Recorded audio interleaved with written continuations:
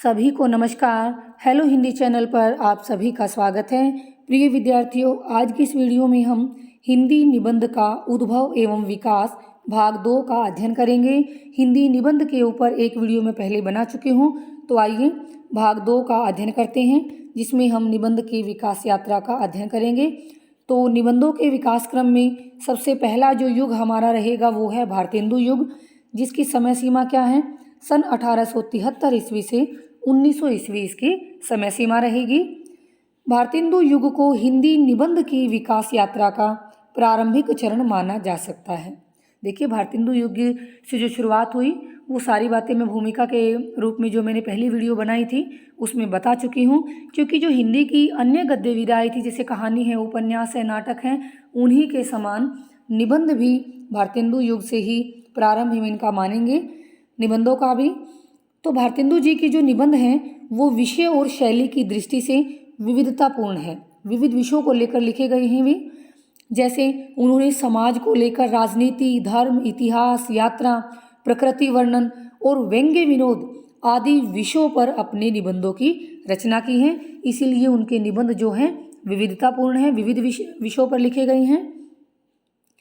जो भारतेंदु जी के सामाजिक निबंध हैं, उन्होंने उन सामाजिक निबंधों में सामाजिक कुरीतियों पर तीखे प्रहार किए हैं। तो उनके द्वारा लिखे गए जो राजनीतिक निबंध हैं उसमें उन्होंने अंग्रेजी राज्य पर तीखे व्यंग्य किए हैं। उनकी जो निबंध हैं, प्रमुख निबंध हैं, उनके नाम जो इस प्रकार हैं, जैसे नाटक, खुशी, स्वर्ग में विचार सभा, होली, सरयू पार की यात्रा, भारतवर्ष, लेवी प्राण लेवी, भारतवर्ष, ये नाम 2 बार लिखा गया है, त्योहार आदि ये भारतेंदु जी के प्रमुख निबंध हैं। भारतेंदु युग के साहित्यकार यानी भारतेंदु जी और इस युग के जो अन्य निबंधकार हैं, साहित्यकार हैं, वो सभी देशवासियों को जो रूढ़िवादी परंपराएं हैं, अंधविश्वास हैं, उनसे मुक्त करवाना चाहते थे। तो भारतेंदु के अलावा इस युग में जो अन्य निबंधकार हैं उनका अध्ययन भी हम करेंगे। भारतेंदु युग के अन्य निबंधकार, तो देखिए, बालकृष्ण भट्ट। बालकृष्ण भट्ट जो हैं वो भारतेंदु युग के हम कहेंगे सर्वोत्कृष्ट निबंधकार हैं, ठीक है। और रामचंद्र शुक्ल ने तो बालकृष्ण भट्ट को एक उपाधि से भी सम्मानित किया था, हिंदी का स्टील। क्या उपाधि दी थी? रामचंद्र शुक्ल ने कहा बालकृष्ण भट्ट हिंदी का स्टील है। तो भारतेंदु तो भारतेंदु युग के सर्वश्रेष्ठ निबंधकार के रूप में हम बालकृष्ण भट्ट का नाम ले सकते हैं। हिंदी प्रदीप जो पत्रिका निकलती थी उसके संपादक थे ये। चंद्रोदय, मुग्ध माधुरी, आत्मनिर्भरता आदि ये बालकृष्ण भट्ट के प्रमुख निबंध हैं। उसके बाद हम बात करेंगे पंडित प्रताप नारायण मिश्र की। जो ब्राह्मण पत्रिका निकलती थी ये उसके संपादक हैं। इन्होंने भों, पेट, दांत, नाक आदि विषय पर विनोदपूर्ण शैली में अपने निबंध लिखे हैं। तो देखिए, जैसे आचार्य रामचंद्र शुक्ल ने बालकृष्ण भट्ट को हिंदी का स्टील की उपाधि दी थी, उसी प्रकार पंडित प्रताप नारायण मिश्र को भी उन्होंने ये कहा था हिंदी का एडिशन। तो ये 2 उपाधि दी थी रामचंद्र शुक्ल ने। बालकृष्ण भट्ट को स्टील की उपाधि दी और प्रताप नारायण मिश्र को एडिशन की उपाधि मिली। उसके बाद हैं बद्री नारायण चौधरी प्रेमघन। ये भारतेंदु युग के निबंधकार हैं। आनंद कादम्बिनी पत्रिका के संपादक थे। देखिए, भारतेंदु युग जब शुरू हुआ तो उस समय पत्र पत्रिकाएं भी शुरू हो गई थी और निबंधों का जो स्वरूप है, जो परिष्कृत स्वरूप है, वो इन पत्र पत्रिकाओं के माध्यम से और भी निखर कर सामने आया। तो प्रत्येक साहित्यकार हम कहेंगे किसी न किसी पत्रिका का या पत्र का संपादन करता ही था। तो बालकृष्ण भट्ट जो है वो हिंदी प्रदीप के संपादक थे। पंडित प्रताप नारायण मिश्र जो है वो ब्राह्मण पत्रिका के संपादक थे। और अब हम बात कर रहे हैं बद्री नारायण चौधरी प्रेमघन की, जो आनंद कादम्बिनी एक पत्रिका थी उसके संपादक थे और ये भारतेंदु जी के मित्र भी थे। इसके बाद बाल मुकुंद गुप्त, बाबू बाल मुकुंद गुप्त, इन्होंने शिव शंभू का चिट्ठा इस नाम से निबंध लिखा। इसमें क्या लिखा है? इन्होंने लॉर्ड कर्जन को संबोधित करते हुए निबंध लिखे हैं, जिसमें भारतवासियों की राजनीतिक व्यवस्था का कच्चा चिट्ठा पेश किया गया है। ये बाल मुकुंद गुप्त के श्रेष्ठ निबंध हैं। शिव शंभू का चिट्ठा। लॉर्ड कर्जन जिसने बंगाल का विभाजन किया था, तो उस समय लॉर्ड कर्जन को लेकर उसको संबोधित करते हुए यहाँ पर ये निबंध इसमें हैं। तो जो भारतवासियों की राजनीतिक व्यवस्था है, उनकी जो मजबूरी थी, उसको यहाँ पर दिखाया गया है गुप्त जी के द्वारा। इसके अतिरिक्त हम कहेंगे राधाचरण गोस्वामी, अंबिका दत्त व्यास, ठाकुर जगमोहन सिंह आदि इस युग के श्रेष्ठ निबंधकार हैं, भारतीय हिंदू युग के। इसके बाद दूसरा जो हमारा युग है वो द्विवेदी युगीन हिंदी निबंध आप कह सकते हैं, या फिर द्विवेदी युग लिख सकते हैं। इसकी समय सीमा रहेगी बच्चों 1900 ईस्वी से 1920 ईस्वी तक। तो देखिए, आचार्य महावीर प्रसाद द्विवेदी, इनके नाम पर इस युग का नाम द्विवेदी युग पड़ा था। तो द्विवेदी युग जो है किसके नाम पर है? आचार्य महावीर प्रसाद द्विवेदी के नाम पर। सन 1903 ईस्वी में द्विवेदी जी सरस्वती पत्रिका के संपादक बने थे और इस पत्रिका का संपादन करते हुए द्विवेदी जी ने धर्म, विज्ञान, राजनीति आदि अनेक विषयों पर निबंध लिखे। द्विवेदी युग में खड़ी बोली का संस्कार हुआ और उसने साहित्यिक रूप धारण किया। इसका क्या तात्पर्य है?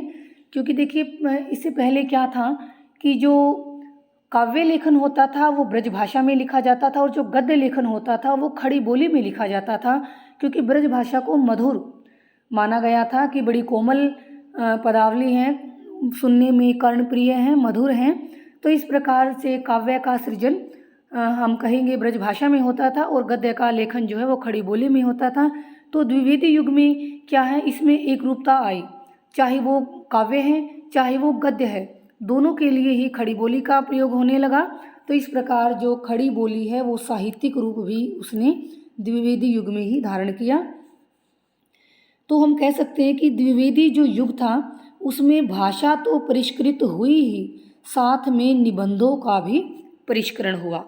क्योंकि जो सरस्वती पत्रिका 1903 ईस्वी में जिसके संपादक बने थे, तो उस पत्रिका के माध्यम से द्विवेदी जी ने भाषा का संस्कार किया, व्याकरण की शुद्धि का प्रयास किया, ठीक है। और उसका जो प्रभाव है उस समय के सभी निबंधकारों पर किसी न किसी रूप में हमें देखने को मिलता है, यानी व्याकरण की शुद्धता पर बल दिया। आचार्य द्विवेदी जी के जो निबंध हैं, निबंधों का संग्रह है, रसग रंजन नाम से प्रकाशित हुआ। किसी एक निबंध का नाम नहीं है रसग रंजन, उनके द्वारा लिखे गए निबंधों का संग्रह इकट्ठा किया गया है, उनको निबंधों को रसग रंजन नाम से।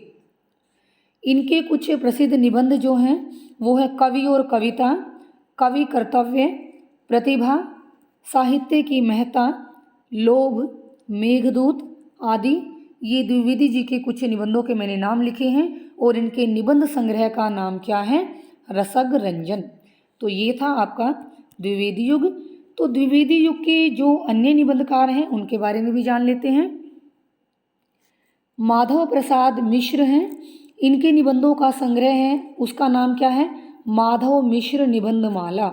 इनके जितने निबंध हैं वो इसमें संकलित है, माधव मिश्र निबंधमाला नाम से प्रकाशित हुए थे। फिर हैं बाबू श्याम सुंदर दास, इनके निबंधों के नाम है, निबंध संग्रह नहीं। जहाँ पर मैं निबंध संग्रह बोलूँ तो आप ये समझना कि इसके अंदर बहुत सारे निबंध संकलित हैं, और जहाँ पर मैं केवल ये बोलूँ ये इनके निबंधों के नाम हैं तो वो केवल एक निबंध है, ध्यान रखिएगा। तो बाबू श्याम सुंदर दास का जो निबंध है ये प्रमुख निबंध है। भारतीय साहित्य की विशेषताएं, कर्तव्य और सभ्यता, समाज और साहित्य आदि, ये श्याम सुंदर दास जी के निबंध हैं। फिर पदम सिंह शर्मा इस युग के निबंधकार, इनके दो निबंध संग्रह प्रकाशित हुए हैं, एक है पदम पराग और दूसरा है प्रबंध मंजरी। इन दोनों के अंदर ही इनके सारे निबंध संकलित हैं, पदम पराग, प्रबंध मंजरी। फिर बात करते हैं चंद्रधर शर्मा गुलेरी की। चंद्रधर शर्मा गुलेरी जो हैं उनका नाम भी द्विवेदी युग में बड़े आदर के साथ लिया जाता है। इनके जो निबंध संग्रह हैं उनका नाम है गोबर गणेश संहिता, कछुआ धर्म, मारेसी मोही कुंठाव। ये तीनों इनके निबंध संग्रह हैं जिसमें इनके निबंध संकलित हैं। फिर है सरदार पूर्ण सिंह। तो सरदार पूर्ण सिंह जो है वो द्विवेदी युग के हम कहेंगे सर्वाधिक सशक्त निबंधकार हम कहेंगे। इन्होंने भावात्मक निबंधों की रचना की है। सरदार पूर्ण सिंह ने केवल 8 निबंध लिखे थे, भावात्मक निबंध लिखे थे। इनके कुछ निबंधों के नाम मैंने यहाँ पर लिखे हैं। आचरण की सभ्यता, मजदूरी और प्रेम, सच्ची वीरता, पवित्रता, कन्यादान आदि। तो ये जो हैं आचरण की सभ्यता, मजदूरी और प्रेम, सच्ची वीरता, ये तीनों ही इनके निबंध बड़ी उच्च कोटि की श्रेणी में रखे जाते हैं। इनके निबंधों की जो भाषा थी वो अलंकृत भाषा थी। इसके अतिरिक्त हम कहेंगे गोविंद नारायण मिश्र, जगन्नाथ प्रसाद चतुर्वेदी, गोपाल राम गहमरी, मिश्र बंधु, गणेश शंकर विद्यार्थी आदि भी इस युग के यानी द्विवेदी युग के प्रमुख निबंधकार हैं। तो ये 2 युग हमने इस वीडियो में समझ लिए हैं, भारतेंदु युग और द्विवेदी युग। बाकी के बचे हुए 2 युग मैं अगली वीडियो में करवाऊंगी। और बच्चों जो निबंध के ऊपर जो तीसरी वीडियो है वो भी मैं आज शाम तक ही आपको ग्रुप में इसमें चैनल पर डाल दूंगी। क्योंकि कल जो है वो महर्षि दयानंद विश्वविद्यालय के विद्यार्थियों का हिंदी विषय का पेपर है, BA द्वितीय वर्ष यानी 4th सेमेस्टर का पेपर है। तो ये आपके सिलेबस का ही हिस्सा है। तो इस प्रश्न को पूरा मैं अगली वीडियो में करवा दूंगी और वो वीडियो भी मैं आज शाम तक चैनल पर अपलोड कर दूंगी। तो मुझे सुनने के लिए आप सभी विद्यार्थियों का धन्यवाद। और जिनकी कल परीक्षा है उन सभी विद्यार्थियों को मेरी ओर से बहुत बहुत शुभकामनाएं। परीक्षा अच्छी करना, पूरा पेपर करने का प्रयास करना। और एक बार फिर मेरी ओर से आपको परीक्षा के लिए शुभकामनाएं। धन्यवाद।